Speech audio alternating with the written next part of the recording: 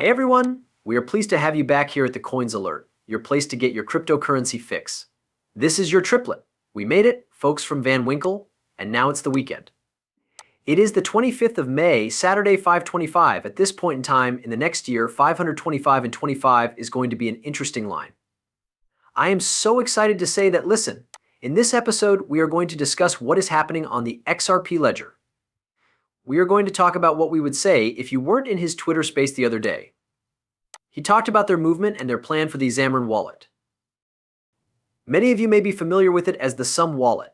We are going to discuss Bitcoin whales and what they are purchasing. It is almost time to go, according to a tweet that was sent out by Dr. Fanda. It was a little bit of a price alert coming down on my phone when I woke up this morning. You know what it said? It stated that XRP is off, and that is what I want to wake up to each morning. Without further ado, folks, let's get right into it.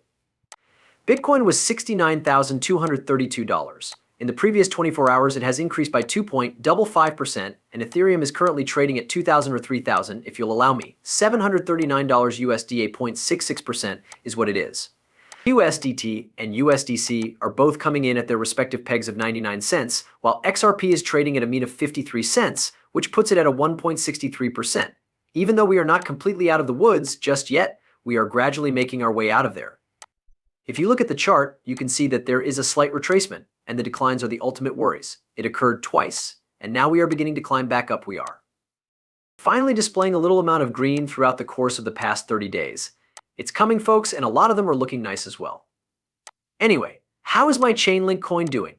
Oofy $17.0 think it's great that we have made some significant progress on that bad boy total cryptocurrency market cap of $2,599 billion. That's not too bad, is it? Now let's move on to BitThump. There are not many projects that have been funded by that have actually succeeded and done great things.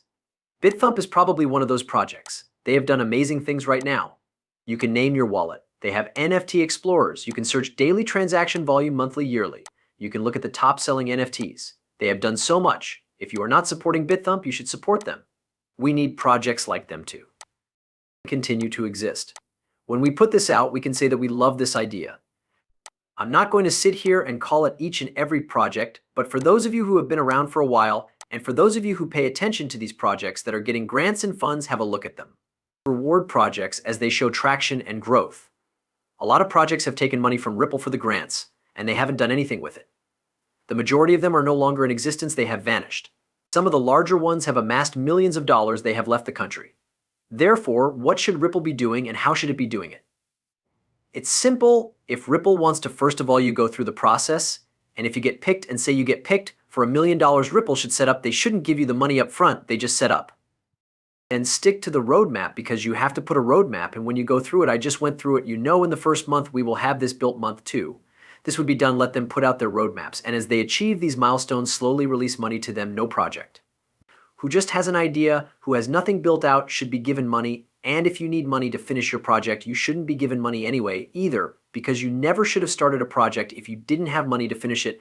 Imagine you go to open the restaurant, you get 75% in the way you like, oh well, we can't get to 100% because we really thought that when we got this far that we had the best idea and someone was going to come along and give us the money to finish it so we can launch. No, it doesn't work like that. And then what happens once you launch, then you're going to need money to order, you're going to need money to staff and hire. Should Ripple keep funding that 100%? However, you ought to have Ripple shouldn't even pay attention to unless they have taken in at least $500,000. That's my honest opinion. Maybe we play with that number. We adjusted to 100,000. You should be able to show Ripple a steady flow of income, not just you had 1 or 2 great months because you did a magical IDO, you paid a bunch of people to pump your project, and then you have done nothing since Ripple shouldn't fund that. To me, it's a continuously making money month at the month, at the month, at the month is a project that should be funded, and that is a free project that someone that Ripple should want to keep around, not someone who had 1 to 2 good months in beginning, and then they've done nothing since and don't.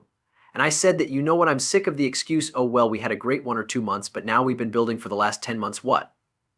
Have you been building? How come you aren't bringing in revenue? That is a huge red flag. It shouldn't take you 10 months to show something. I'm sorry, think about that one, folks. Solana XRP could be the possible candidates for ETF standard chart saying this. We're seeing these articles come out. We're seeing these articles float around left and right standard charted custody talking about XRP ETFs, talking about Solana ETFs. What have I been talking about on this channel? They're all Coming now, the question is, do we get an XRP ETF first? Do we get a Solana ETF first? Which one's going to come first? Maybe even like a Dogecoin ETF. I don't know. What I do know is that we're not just going to have Bitcoin. We're not just going to have Ethereum ETFs. A lot of these assets will have ETFs along with their products. Someone's kicking and screaming out there saying you don't want an ETF. It means the products of security stop. We want ETFs. We want institutional money to enter in. If ETFs AR, he goes on to curse out a couple of higher up employees that Ripple makes fun of the proper party.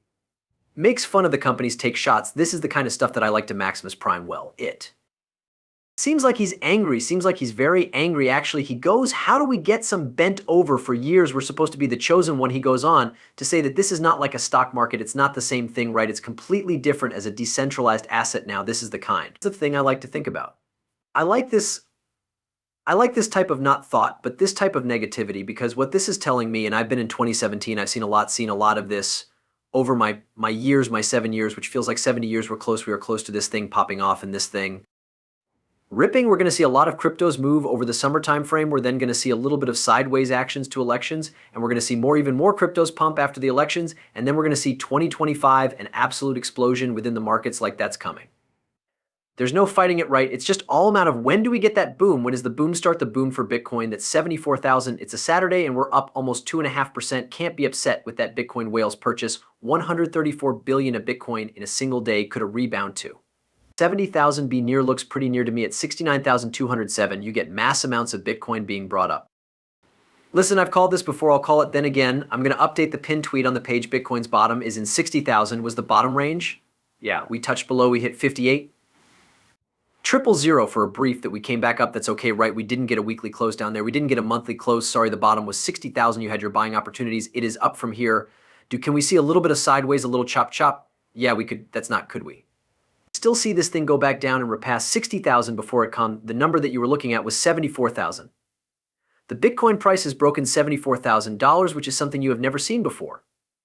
Keep in mind that 2024 is the year of Bitcoin, and you shouldn't be upset if your preferred cryptocurrency doesn't reach a new all-time high this year. I'm not saying that your alternates won't go up. In fact, they will go up, but the master plan is going to go up. You know what we do? We cash out, we jump back into the bottom of the market sometime in the year 26, and we stock up, we reamp, and we revamp, and we get moving again.